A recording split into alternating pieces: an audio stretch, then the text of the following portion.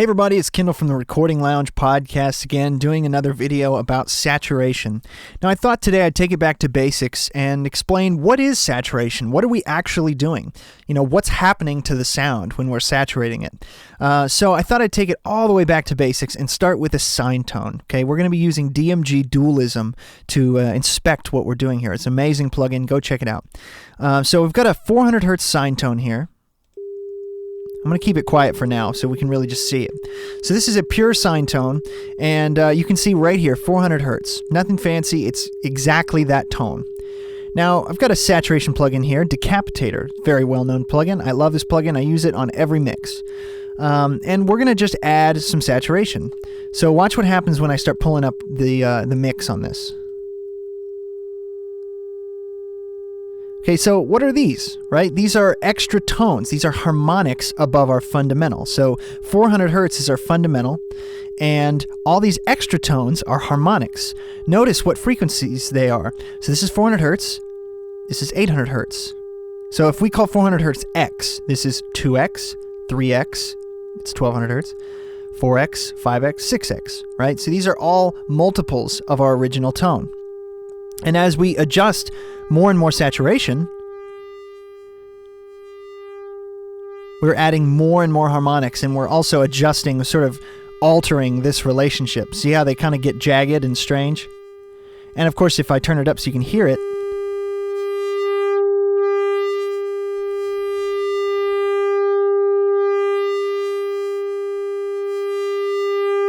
see how it's changing and changing the character of that tone?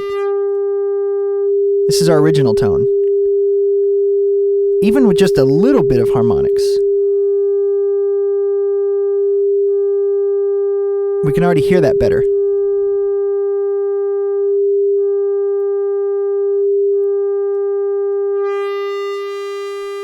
As we add more. Anyway, you get the picture. I won't kill your ears for too long. So, the other thing I wanted to point out, though, is that this is Decapitator, and it has 5 modes. But how you adjust all these controls can drastically affect the type of harmonics that are created.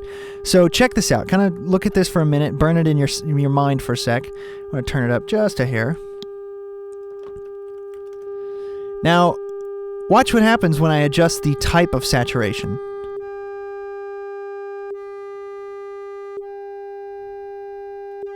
The harmonics, the balance of the harmonics changes. Now I'm going to turn this up so you can hear it. Listen to each one.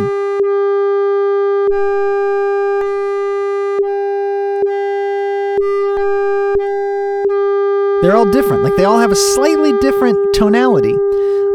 And again, I know we're not talking about making music with sine waves. We're talking about making it with guitars and, synths and drums and vocals. But the point is, this is actually adding notes and musical character and musical tones above our fundamental frequency. So I always have found it a little ironic when people talk about saturation and harmonics and thinking about it, and they say it adds like fatness and warmth. But I think really that's just a psychoacoustic effect, because actually it's adding higher frequencies. It's not adding frequencies below the note, making it fatter. It's actually adding higher frequencies. But I think what that does is create psychoacoustic effect, where we hear this sort of phantom fundamental, this phantom root where things end up sounding fatter and fuller. But I think what also it's doing is that it's clipping off some transients, making things not sound so pokey or harsh. And it's sort of, I don't know a better term for it, but it's sort of making the wave more complex, which then doesn't let any strange, because again, this is one tone, but most instruments are not one tone. Something like a kick drum has frequencies that go, from EQing a kick drum, you have frequencies that are down here, 40, 50, 60, 70 hertz, and you've got mid-range, not as much, but then you've got high-end for the attack. So imagine that's a group of thousands of frequencies, and then imagine saturating it. So we're talking about thousands and thousands of harmonics, even added just a tiny little bit here. Now, let's open up another plugin real quick. I'm going to open up one called, let's see, what is that thing called? Where are you? Here we go. Reviver. So Reviver is a harmonics generation plugin, which is kind of like saturation, but it is basically, but it really only generates second harmonic, and third harmonic. So you have a very controlled amount of saturation, if you will. It's very subtle, but it can help a lot. And then you can also put them in series, so they sort of add against each other. Very interesting plugin. A lot more subtle than Decapitator.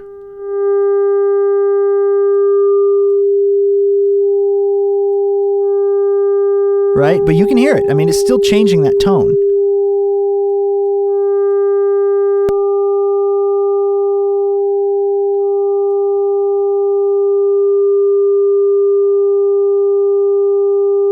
So if you listen to this musically, double the frequency is an octave. And then 3 times the frequency is an octave and a fifth.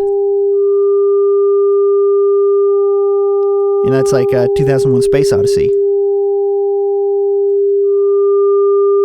Right? All right, so anyway, I will save your ears for a moment. And now we're going to turn over to the scope. And we're going to check out one more thing. So I'm going to pull back Decapitator. Now, check this out. So here's our waveform. I'm going to pull down the level here.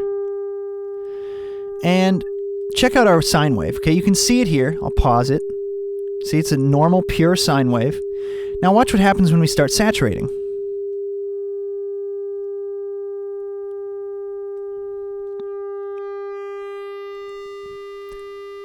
See how this wave shape changes?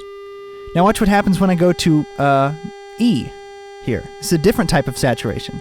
Very different wave shape. That's a very different wave shape. That's a very different wave shape. Okay, see how all of these are different? So it's not just affecting the harmonic content, it's also changing the wave shape. Okay, they all sound different, they create different waveforms, and so this is really a much more complex process than just like distortion, or you know what I mean? Like, it really is a fascinating process of adding harmonic content to a sound. Excuse me. So now we're just going to hear what it sounds like. I know you guys have probably seen tons of videos on it before, and probably some of my videos, and you've watched my videos on loudness tests, but I'm just going to just show it to you again. So here's a kick, snare, and stereo overhead drum file that I recorded. Let's see, here we go. And we've got a group, right? This is raw. This is no saturation.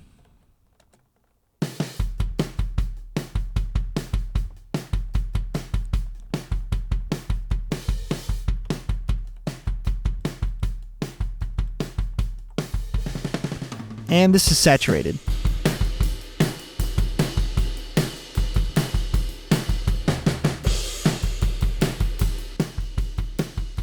Big difference, right? Now this one doesn't necessarily sound distorted.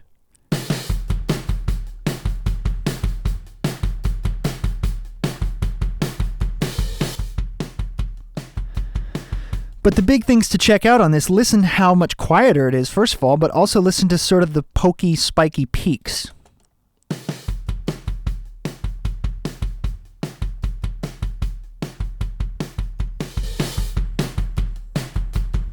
Much less of an issue on this one.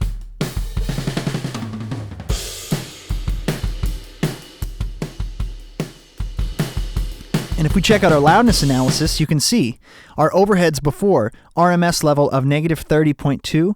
After saturation, RMS of negative 20.5, almost 10 dB louder on average. But it doesn't sound like the 10 dB louder to us, but it is. Snare, negative 31 versus negative 22. Negative 23 versus negative 18.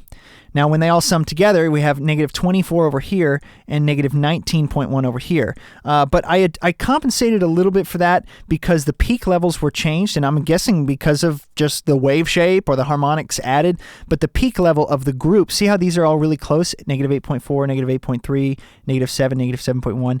But when I summed them to a group, the peak level had changed. So now this was negative 4.5, and this one had changed to something like negative 2.5. And so I actually compensated for that with a little bit of pre-gain by dipping that. So even still, even adjusted for that anomaly there, it's still louder, negative 21. It's still 3.5 dB louder than our raw files. Uncompensated, it's 5. So anyway, I hope this has given you some sort of background on saturation, what it is, what it's doing to your sound.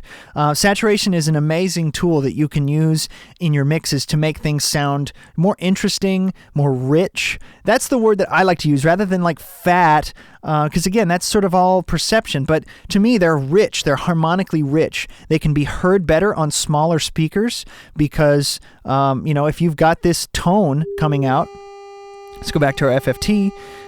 Small and a smaller speaker, especially on like a kick drum. Let's pull this down to like kick drum territory. Like without harmonic content, this is going to be really hard. It won't be heard on a small speaker. In fact, if you're listening on your phone or on small headphones, you might not even be able to hear this right now. But check this out.